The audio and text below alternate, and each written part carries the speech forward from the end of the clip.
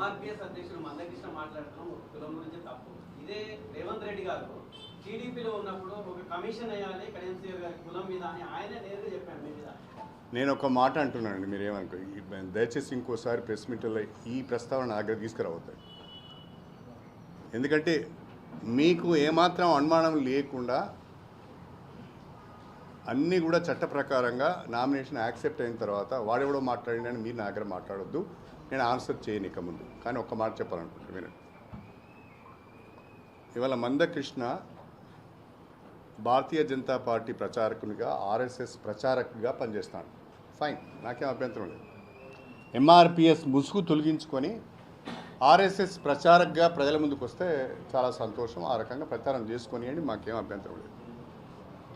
మీరు నరేంద్ర మోడీ గారికి అంత దగ్గరగా ఉన్నారు కదా. కేంద్ర ప్రభుత్వంలో అనేక సంస్థలు ఉన్నాయి కదా, విచారణ సంస్థలు ఉన్నాయి కదా. నేషనల్ ఎస్సీ ఎస్టీ కమిషన్ కూడా ఉంది కదా. నేషనల్ ఎస్సీ ఎస్టీ కమిషన్ ద్వారా నా కులమేంటో వెరిఫై చేయించండి, మీకు అధికారం ఉంది. మీరు బ్రహ్మాండంగా నరేంద్ర మోడీకి కుడిభుజం లెక్క ఉన్నారు కదా. 72 ఏళ్ళు అయింది నాకు. నేను పుట్టినప్పుడు పుట్టనోడు, నా తర్వాత 20 ఏళ్ళ తర్వాత పుట్టినోడు వాడు కూడా మాట్లాడుతూ వాటికి నేనేం సమాధానం చెప్పాలి? మర్యాద లేకుండా, గౌరవం లేకుండా మాట్లాడే విధవులందరికీ నేను సమాధానం చెప్పాలా?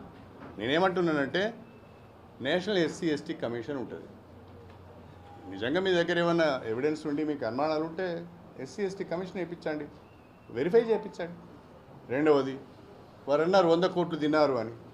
మీ చేతిలో ఈడీ ఉన్నది, మీ చేతిలో సిబిఐ ఉన్నది, మీ చేతిలో ఇన్కమ్ ట్యాక్స్ ఉన్నది, కేంద్ర నిఘా సంస్థలని మీ చేతిలో ఉన్నాయి. 100 కోట్లు నా దగ్గర వెలికి తీస్తే మొత్తం ప్రతి పైసా వాడు నరేంద్ర మోడీ అన్నాడు, మొత్తం నల్లధనాన్ని తీసుకొచ్చి ఇంటికి 15 లక్షల రూపాయలు పంచుతా అన్నాడు. నా 100 కోట్లు కనుక వెలికి తీస్తే నేను మొత్తం నా ఉమ్మడి వరంగల్ జిల్లా దళితులకు పంచుతా. తీమనండి మందకృష్ణ, మాదిగలకు న్యాయం చేసినట్టుంటుంది. ఈ విధవ మాటలండి ఎందుకు? ఆ పని చేయమని.